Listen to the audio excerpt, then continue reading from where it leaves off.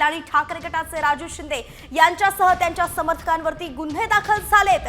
शिवाजीनगर भागातील एका मतदान केंद्रावरती जलील यांच्यासह 10 ते 12 जणांनी बोगस मतदान होत असल्याचा आरोप केला होता, गोंधळ सुद्धा घातला होता। त्यावरूनच इम्तियाज जलील यांच्यासह आता समर्थकांवरती पुंडलिक नगर पोलीस ठाण्यात गुन्हा दाखल झाल्याची माहिती मिळते। राजू शिंदे यांनी 400 ते 500 कार्यकर्त्यांना जमवून मतदारांना अडथळा निर्माण केला होता असा आरोप आहे आणि या प्रकरणी त्यांच्यावर MIDC वाळूज पोलीस ठाण्यामध्ये गुन्हा दाखल झालेला आहे।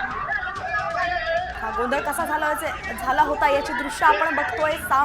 संभाजीनगरमध्ये गुन्हे दाखल आता त्याच्यामुळे झाले आहेत। इम्तियाज जलील हे पुन्हा यांच्या अडचणीत वाढ होताना यामुळे दिसते।